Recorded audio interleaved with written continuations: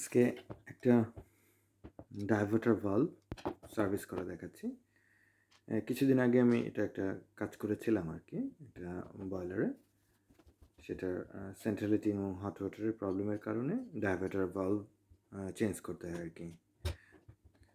তো এটা হচ্ছে বেক্সি মেইন, পটাট্রন, এই রেঞ্জের যত বয়লার আছে সব বয়লারে হাইড্রোলিক্স মোটামুটি একটা কমন ফল্ট, এবং এটা বেশ এক্সপেন্সিভ একটা কম্পোনেন্ট। সাপ্লাই ফিট বেশ একটা এক্সপেন্সিভ জব। যাই হোক, এই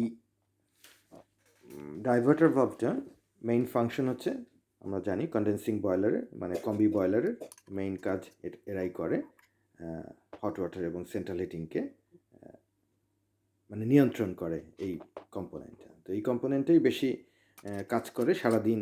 যতবার আপনি ট্যাপ অন করছেন, অফ করছেন, কিংবা সেন্ট্রাল হিটিং অন অফ করছেন, এই ফাংশনগুলো এটার মাধ্যমে হয় আর কি। এটা ডাইভার্টার ভালভ, খুবই রবাস্ট, প্রায় 20-22 বছর আগের ইঞ্জিনিয়ারিং আর কি।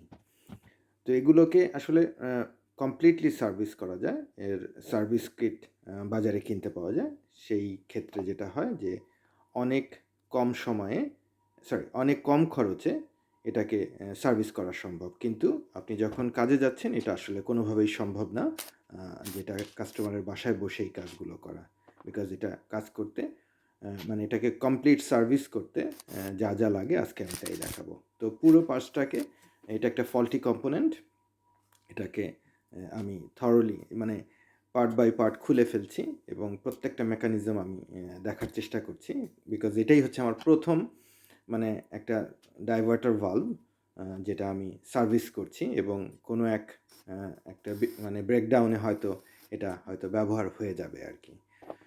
তো এর ভেতরে যা থাকে বেশিরভাগই হচ্ছে মেটাল পার্টস, এবং বাকিগুলো হচ্ছে ডায়াফ্রাম, স্প্রিং, এই হচ্ছে এর সমস্ত।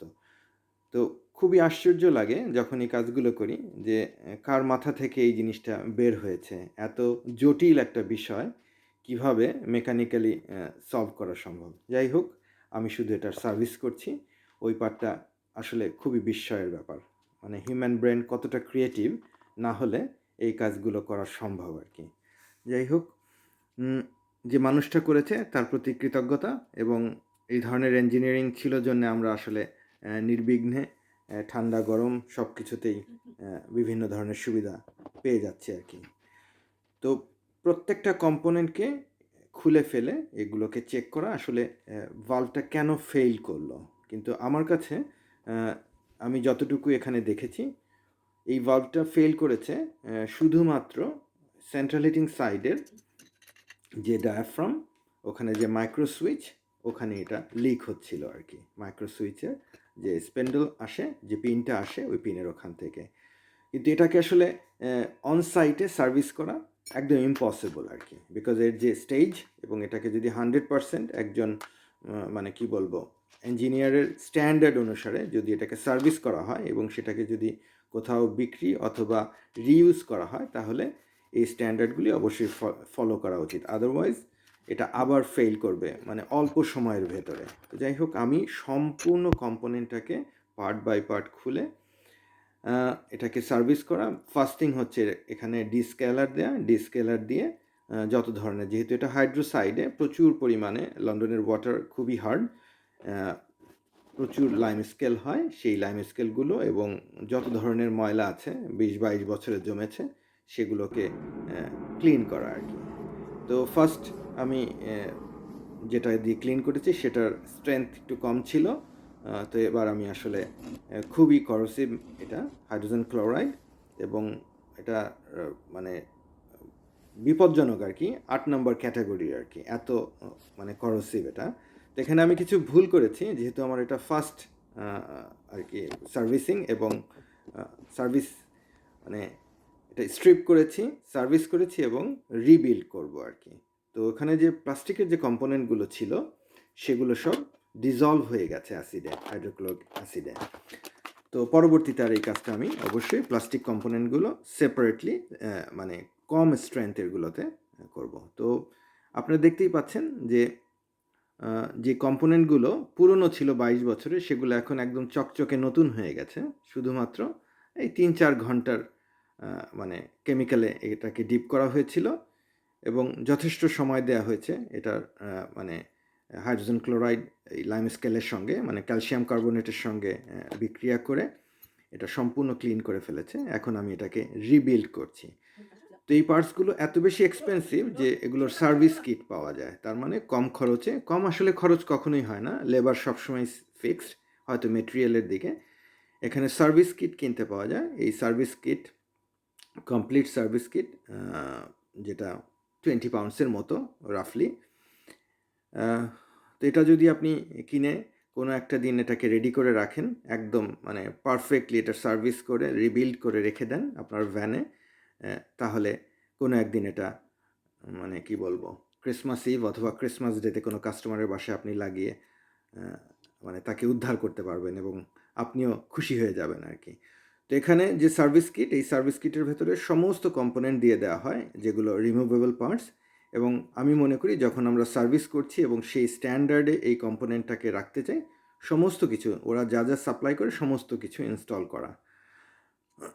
তো আমি এক এক করে লুব্রিকেন্ট দিচ্ছি এটা। আর এই লুব্রিকেন্টগুলি সব ওয়াটার সেফ আর কি, যে এগুলো ড্রিঙ্কিং ওয়াটারের সঙ্গে এগুলো যায়, কোনো সমস্যা নাই।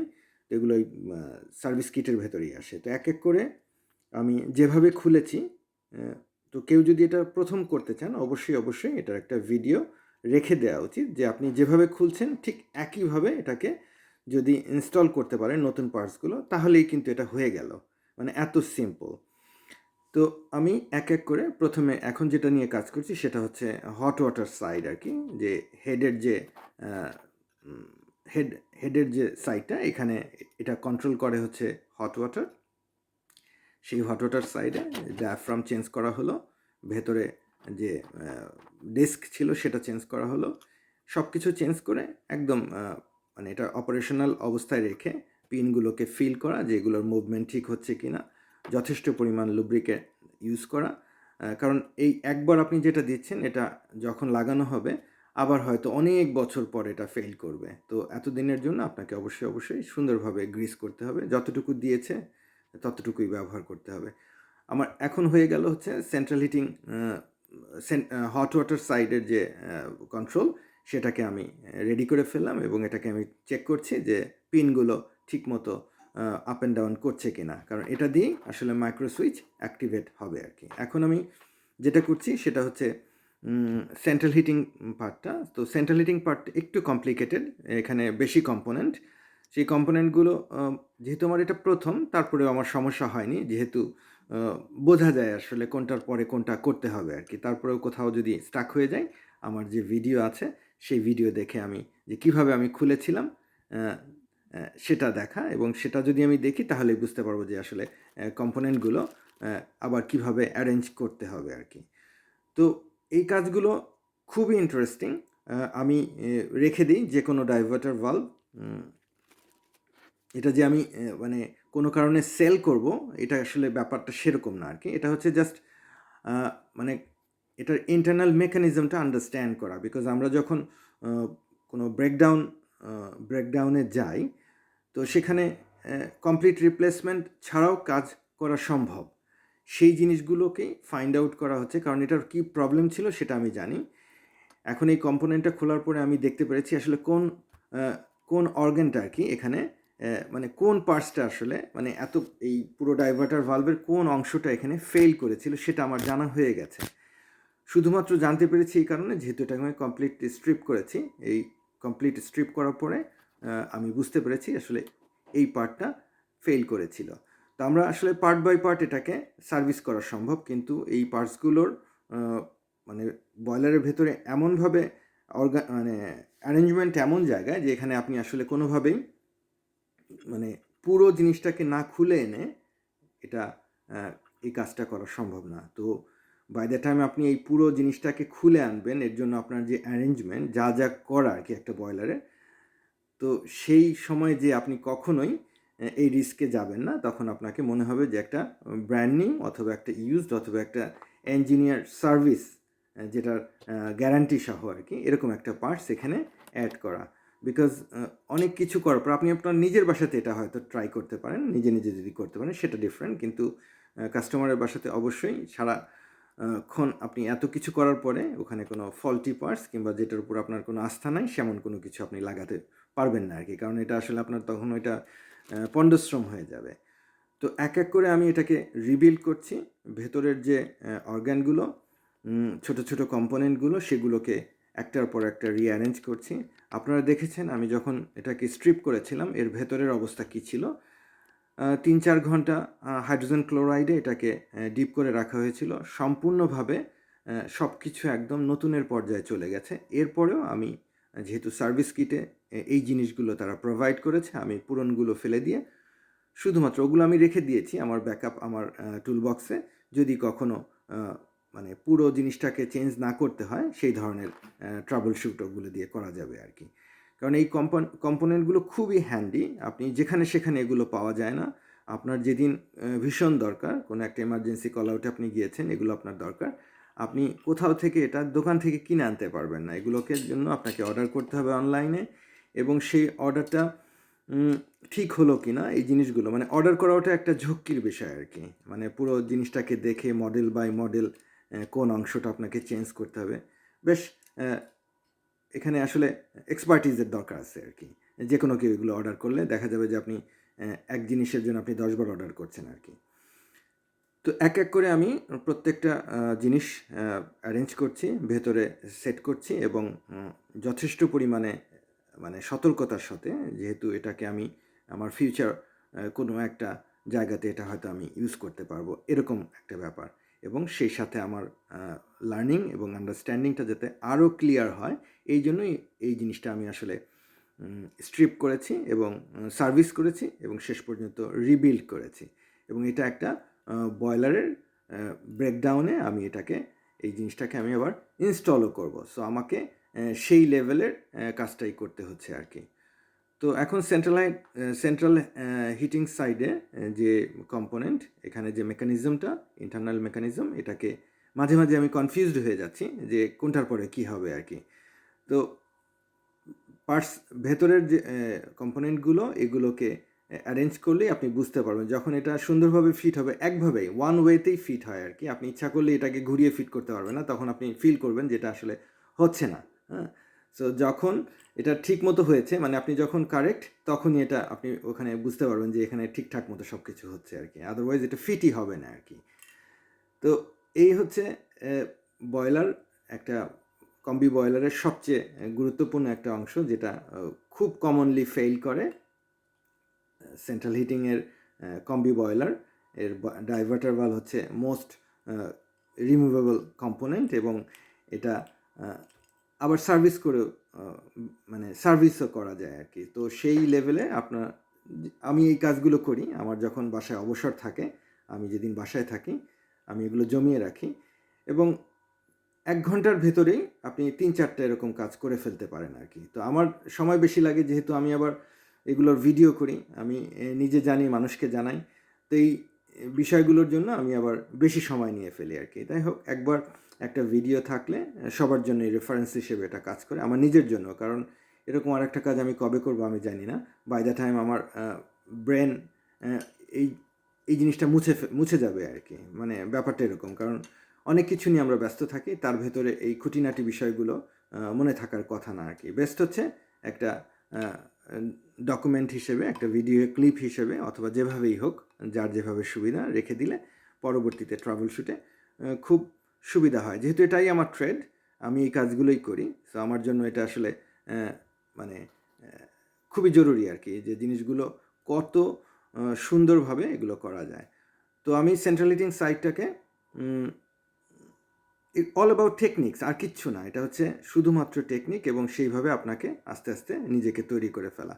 আমি সেন্ট্রাল হিটিংয়ের যে সাইটটা সেটাকে কমপ্লিট করে ফেলেছি, এখন দুইটাকে অ্যাসেম্বল করছি, সেন্ট্রাল হিটিং এবং হট ওয়াটার এই দুটাকে একসঙ্গে একটা কম্বাইন অ্যাসেম্বলি হিসেবে এটাকে তৈরি করছি আর কি।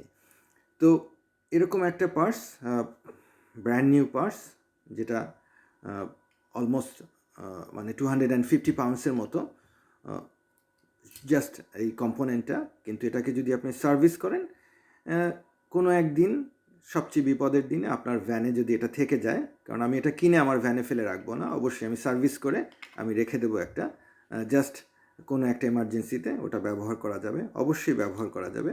এবং কাস্টমার এটা ডিসকাউন্টেড রেটে পাবে, মানে সে জানবে এটা হচ্ছে ইঞ্জিনিয়ার সার্ভিসড একটা কম্পোনেন্ট, এবং এটার মূল্য হবে হয়তো মানে ব্র্যান্ড নিউয়ের হাফ আর কি, এরকম একটা কিছু হবে আর কি। তো সব দিক দিয়ে ভালো, পরিবেশের জন্য ভালো, মানুষ কাস্টমারের জন্য সাশ্রয়ী, এবং একই কাজ করবে এটা। যেহেতু এটা সার্ভিস কিট পাওয়া যায়, তো সার্ভিস কিট পাওয়া যায় মানে হচ্ছে এটা হচ্ছে সার্ভিসেবল কম্পোনেন্ট। তো ঠিকঠাক মতো সার্ভিস করলে, ক্লিন করে, প্রত্যেকটা কম্পোনেন্ট কেমিক্যালে ডিপ করে ওভারনাইটও করা যেতে পারে। তো আমি যেহেতু হাই ডোজ, মানে স্ট্রেংথ বেশি ছিল, এটা 8 গ্রেড হাইড্রোজেন ক্লোরাইড, ভীষণ করসিভ, তো এটা আমি 4 আওয়ার্সে এটা ক্লিন করে ফেলেছি। আমার একটা সুন্দর সময় কেটেছে, আমি জানতে পেরেছি আসলে কী কী জিনিস ফেল করে, এবং আরও কত সহজে এটাকে, এই ধরনের ব্রেকডাউন আমরা ফিক্স করতে পারি। মানে খুবই চমৎকার। আমি যেহেতু এই ট্রেডে আছি, এই জিনিসগুলো আমাকে অবশ্যই খুঁটিনাটি বিষয়ে জানতে হয়। জানলে যেটা হয় যে ব্রেকডাউন আপনি খুব সহজেই সলভ করে ফেলতে পারেন। যেরকম এটাকে আমি এখন সেকেন্ড টাইম যদি কোথাও যাই, সেটা আমার জন্য এটা হয়ে যাবে এক পিস অফ কেক, বিকজ আমি জানি এটার ভেতরে কোন কোন জিনিস নষ্ট হয়, কি হয়, এবং কোনটা রিপ্লেস করা যায়। তো সবভাবেই এটা করা যায়, ব্র্যান্ড নিউ করা যায়। ব্র্যান্ড নিউ আপনি কিনে এনে লাগিয়ে দিলেন, সেটাও সম্ভব, অথবা একটা সার্ভিস কম্পোনেন্টও আপনি লাগিয়ে দিতে পারেন। সব কিছুই নির্ভর করছে কাস্টমারের চয়েস, এবং তার সে কীভাবে চায় আর কি। তো এই জিনিসগুলো খুব ইন্টারেস্টিং। আমি যথেষ্ট পরিমাণে এই জিনিসগুলো করি আমার অবসর সময়ে, অবসর কেটে যায়। এখন যেটা আমি দেখাচ্ছি এটা হচ্ছে মাইক্রো সুইচ, যে ভেতরের যে ডায়াফ্রাম, ওখানে একটা পিন আছে, সেই পিনটা ওয়াটার প্রেশারের কারণে যখন পুশ করে, পিনটা বের হয়ে আসে এবং সুইচটাকে অ্যাক্টিভেট করে আমরা হট ওয়াটার পাই। ঠিক একইভাবে সেন্ট্রাল হিটিংয়ের ওখানেও একটা পিন আছে, যেটা ওয়াটার প্রেশারে যখন আমরা মানে ওয়াটার প্রেশারের কারণে স্পেন্ডেলটা বেড়ে আসে, মাইক্রো সুইচ অ্যাক্টিভেট হয়, সেন্ট্রাল হিটিং আমরা পাই। এই হচ্ছে মানে মানে একটা পিস অফ ইঞ্জিনিয়ারিং। এটা হচ্ছে মানুষের মানে মস্তিষ্কের চরম মানে ইমাজিনেশনের একটা বহিঃপ্রকাশ। ধন্যবাদ সবাইকে।